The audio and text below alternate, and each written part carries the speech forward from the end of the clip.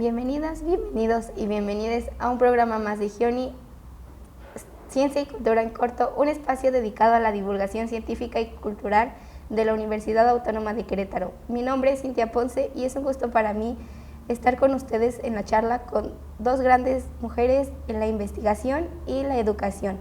Tengo el gusto de presentar a la doctora Sandra Luz Guerrero Ramírez, quien cuenta con una trayectoria interdisciplinaria que vincula áreas como la ingeniería, la educación y la innovación, egresada del Instituto Politécnico Nacional como ingeniera en comunicaciones y electrónica, con estudios de posgrado en educación y doctorado en gestión tecnológica e innovación. Cuenta con una experiencia tanto industrial como en el Instituto Mexicano del Petróleo y en el sector automotriz, como en el ámbito académico, donde ha sido profesora de distintas unidades de aprendizaje como física y matemáticas. Fue parte del Sistema Nacional de Investigadores y es tutora de múltiples artículos y capítulos de libros sobre investigación. Actualmente dirige los programas de divulgación científica Gioni, Quanta y Nanoceta y es directora y tutora de la investigación en educación y tecnología que abordaremos en un momento. Doctora Sandra Luz, bienvenida a su casa. ¿Cómo se encuentra el día de hoy? Pues muy contenta de estar aquí contigo. Muchas gracias, Cintia. Como sabemos, usted ha dirigido diversas investigaciones sobre tecnología educativa. Cuéntenos de su vasta experiencia el por qué es importante poner atención y mirar hacia los estudiantes con altas capacidades intelectuales. Bueno, mira, dentro de la SEP, dentro de los grados de escuela básica, está muy, ¿cómo decirte?, estudiado o no muy, más bien, sí hay una línea para los chicos de bajo rendimiento, pero no hay una línea para los de altas capacidades, que es más o menos como el 3% de la población en México. Entonces, estos niños a veces pues se confunden, o más bien no tiene una experiencia el profesor sobre cómo tratar a este tipo de niños y no los identifica tampoco. Entonces, es importante que nosotros hagamos este tipo de investigaciones y bueno, esta investigación que te traigo, pues es muy importante. La investigación como tal la tienen en psicología y está con la doctora Marta Beatriz Moreno, que ella nos permitió entrar a su investigación.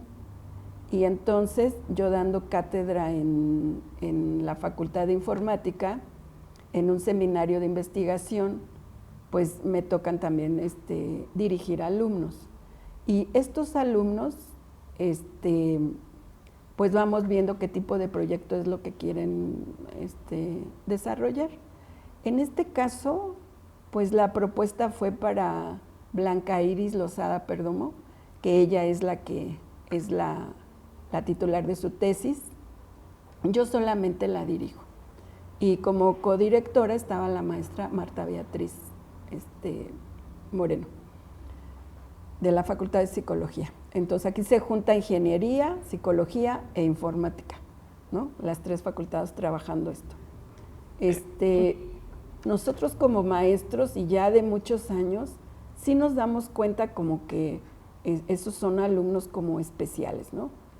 En el caso de la escuela básica, a veces los maestros no identifican, y más porque si estamos hablando de escuela pública, pues son grupos muy grandes y a veces al profesor no le da tiempo, ¿no?, de ver a cada uno por cierta cantidad de tiempo. Entonces pareciera que son alumnos que son distraídos, que no rinden, etcétera. Y por eso es importante que podamos revisar o ver lo que se pudiera hacer con estos niños súper inteligentes. Bueno, usted como mentora de la doctora Blanca en este proyecto, ¿qué aspectos destaca desde el inicio de su propuesta y cómo cree que este trabajo tenga un impacto en la comunidad? Bien, Pues ya identificarlos implica hacer ciertas pruebas especiales para saber qué cantidad de coeficiente intelectual tienen.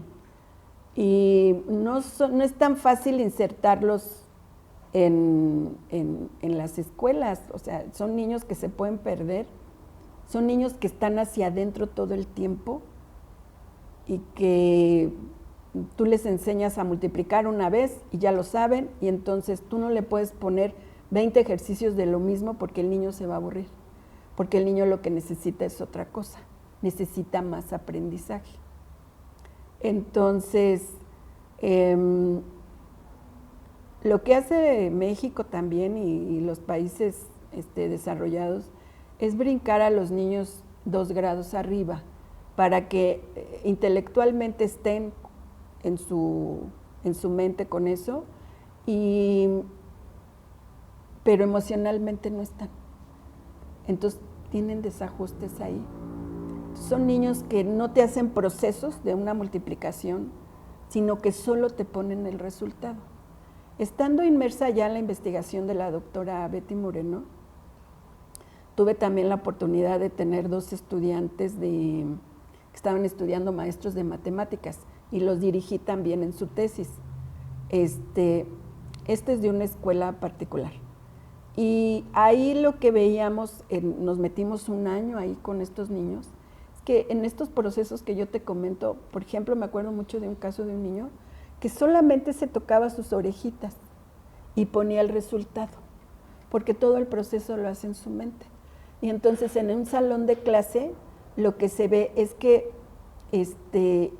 el maestro piensa que copió, pero también porque pues, es un maestro de escuela pública donde hay demasiados alumnos.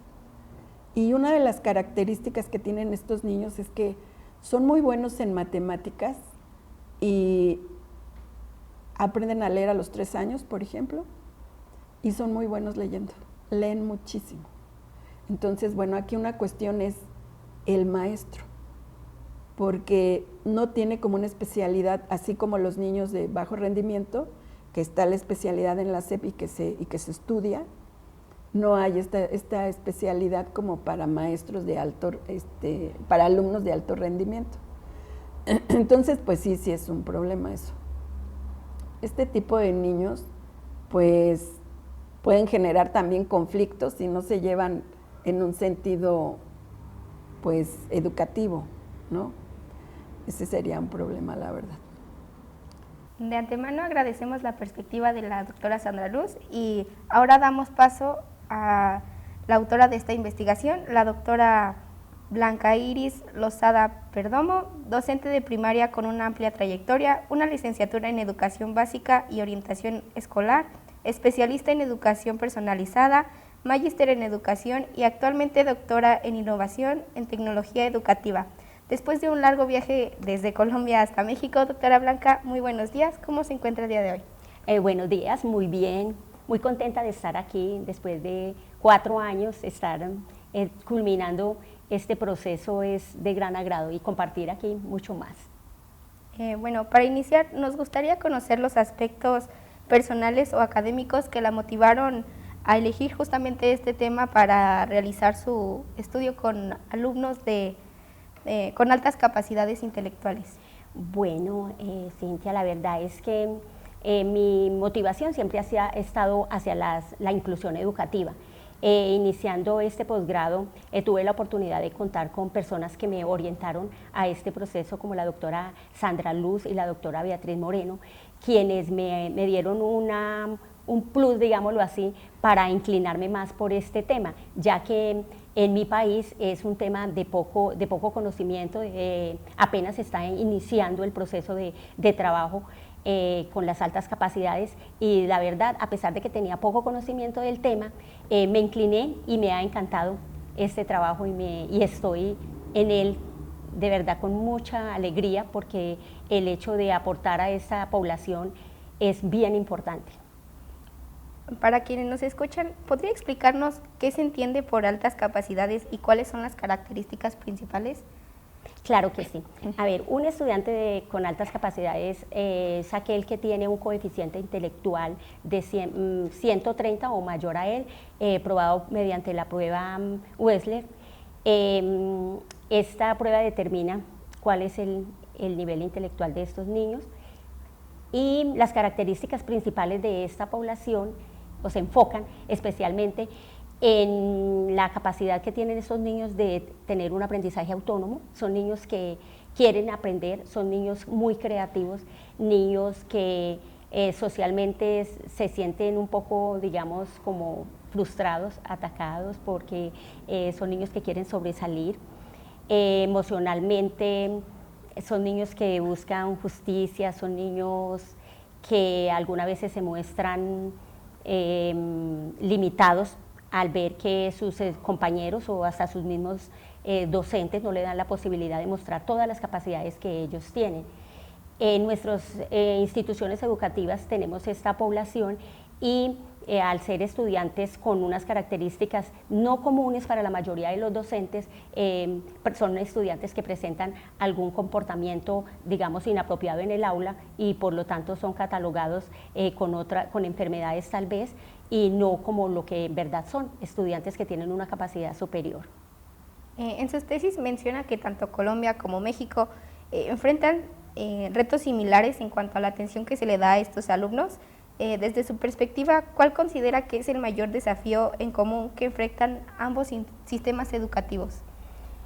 A ver, Cintia, yo diría que tanto Colombia como México tienen unas políticas públicas donde se tiene en cuenta esta población, pero estas políticas públicas no se llevan a cabo, digamos, en las instituciones educativas y aún más en las aulas. Son políticas, llamémoslas de escritorio, porque esta población, tanto la población con baja capacidad como la de alta capacidad, requieren en la misma atención, pero en nuestros dos países, la población de alta capacidad, al ver que son niños superiores en su capacidad para aprender, no se les presta la atención y el cuidado que ellos requieren y menos que sea adecuado para que ellos puedan desarrollar esta capacidad. Son estudiantes que por el contrario son rezagados y no se les deja desarrollar todas sus capacidades.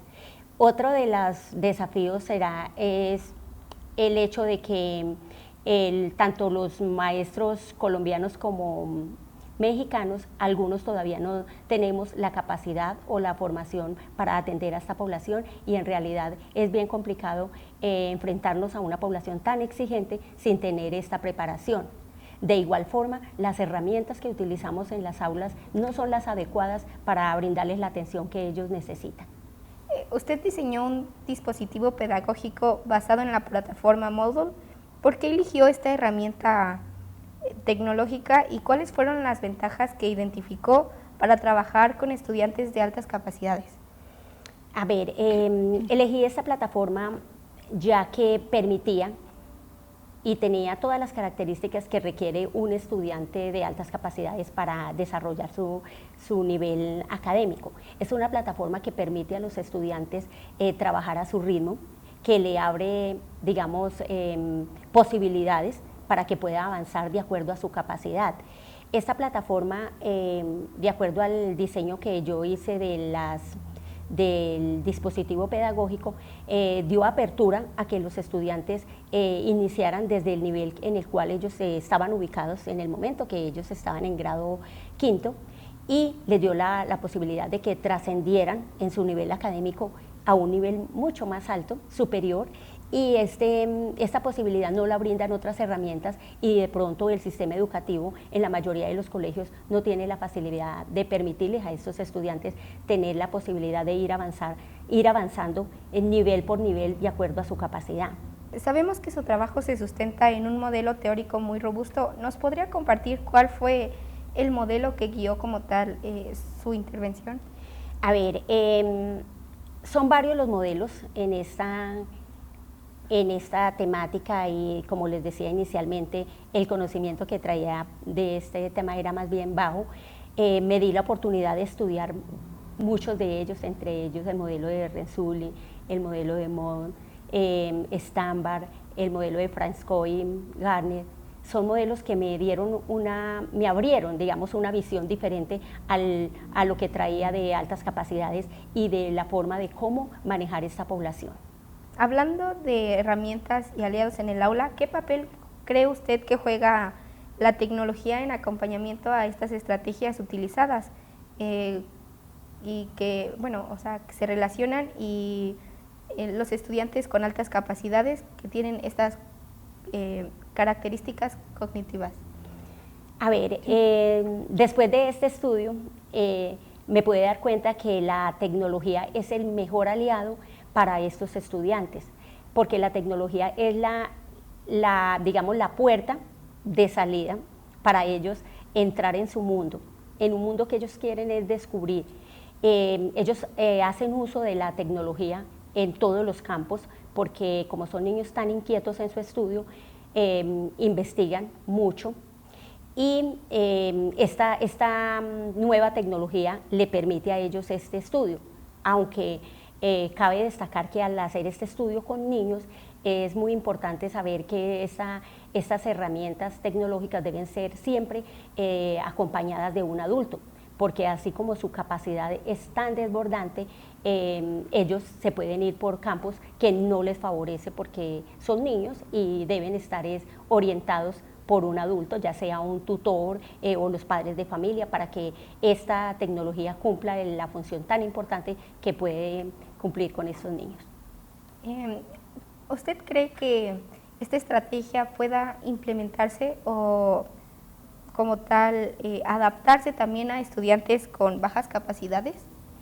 Claro que sí, es una estrategia muy importante e interesante y puede dar unos frutos muy buenos en estudiantes con bajas capacidades, siempre y cuando tenga un enfoque bien, digamos, adaptado a la capacidad del estudiante en ese momento y que el tutor que le esté manejando la oriente de acuerdo a la necesidad que busca.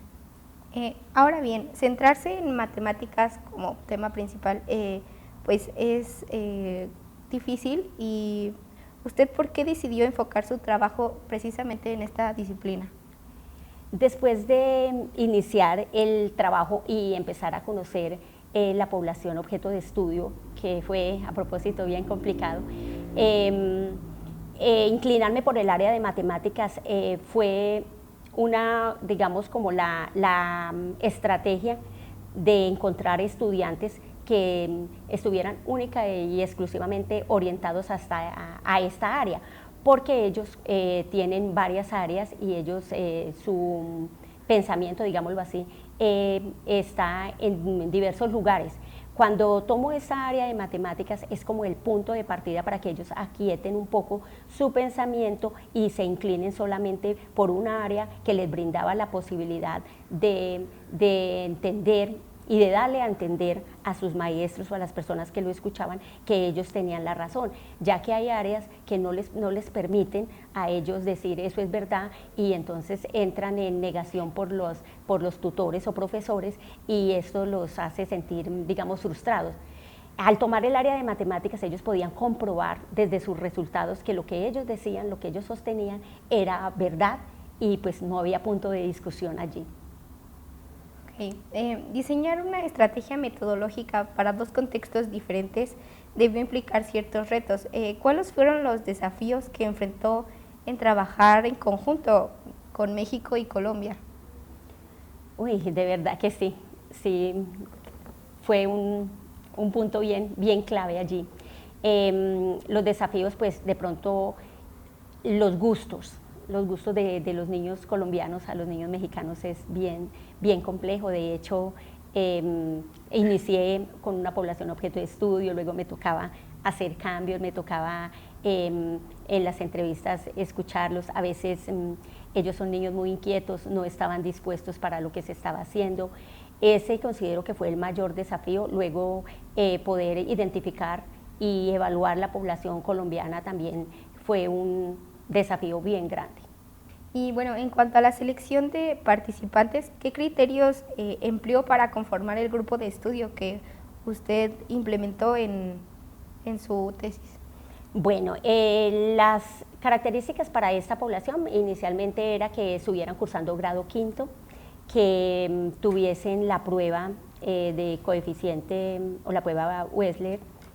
Los niños de aquí de México, los que tuve la posibilidad de trabajar con ellos, la tenían. En Colombia no, me tocó iniciar desde ahí, desde que ellos llevarlos a una institución para que fueran evaluados y confirmar que tuvieran ese coeficiente. Que estuvieran en un rango de edad entre los 10 y 12 años, aunque ahí fue un poco difícil, pero pues se logró el objetivo, en que fuesen niños que sus padres estuviesen dispuestos a aprobar, a dar la aprobación que participaran en esta investigación. Podían ser niños o niñas. Para medir el impacto de su propuesta, ¿qué instrumentos diseñó y cómo se aseguró de la validez de su instrumento? Pues para validar esta información, para validar esto, se elaboró varios instrumentos, entre ellos estuvo las encuestas, tanto a los padres de familia como a la población de las instituciones educativas. Se elaboraron también pruebas que se les aplicaron a los niños y esta validación pues se vio reflejada en el aspecto o en las características que mostraron los niños después de haber estado participando en este proceso que se realizó. Bueno, doctora Blanca, cuéntenos cómo se diseñó este dispositivo pedagógico, qué características tuvo y cómo se estructuró en la plataforma. Bueno, el dispositivo inicialmente se diseñó como, digamos, ya hablándolo en Colombia, como una unidad didáctica, pero la unidad didáctica los limitaba. Por lo tanto, el dispositivo se elaboró por niveles, un nivel 1, nivel 2, nivel superior. Estos niveles iban de acuerdo a la capacidad del estudiante y se trabajaban de acuerdo a la intencionalidad que él tenía en el momento. Cada uno de ellos iba acompañado de estrategias de aprendizaje y también de estrategias de evaluación. Hasta llegar al último nivel, que era el que le permitía a él llegar a unos desafíos superiores que ya no estaban dentro de la plataforma, sino que la plataforma le abría la ventana para continuar más adelante. Y la implementación, pues al estar inmerso en la plataforma, cada estudiante, cada usuario tenía la posibilidad de ingresar y trabajarlo de acuerdo a su ritmo y de acuerdo a su interés en el momento, porque ellos un día se interesan por algo y al otro día no están tan interesados, entonces se le daba la posibilidad que lo trabajaran en el momento que ellos lo desearan desarrollar. Bueno, ya para cerrar esta conversación, ¿cuál considera que son los principales aprendizajes de esta investigación y qué reflexión deja para la educación futura? Bueno, los principales aprendizajes, conocer esta población, hacer la invitación a todos los maestros que tienen la oportunidad de escucharme, de que se den la oportunidad de conocer esta población y de capacitarse para poder trabajar con ellos, ya que es una población que requiere atención y la está llamando, la está pidiendo, entonces que nos capacitemos en este aspecto. ¿Qué reflexión me llevo? A ver, primero fue un placer haber estado aquí estudiando en México, aprender tantas cosas y seguir trabajando por la inclusión educativa y tener en cuenta que la inclusión educativa no solamente son los estudiantes que tienen una baja capacidad, sino aquellos que tienen alta capacidad y que están en nuestras aulas, pero que es difícil identificarlos a simple vista. Bueno, doctora Blanca, doctora Sandra, muchísimas gracias por esta conversación. A ustedes muchas gracias por la invitación. Quiero dar los agradecimientos a la Universidad Autónoma de Querétaro, especialmente a la doctora Sandra Luz Guerrero, a la doctora Marta Beatriz Moreno, a la doctora Teresa, que me dieron la posibilidad de hacer esta investigación y de aprender tanto y compartir mucho aquí en esta universidad. Muchísimas gracias a las dos, ha sido un privilegio tenerlos en este programa. También muchísimas gracias a la audiencia por acompañarnos el día de hoy en un programa más de GIONI, Ciencia y Cultura en Corto. Mi nombre es Cintia Ponce, hasta la próxima.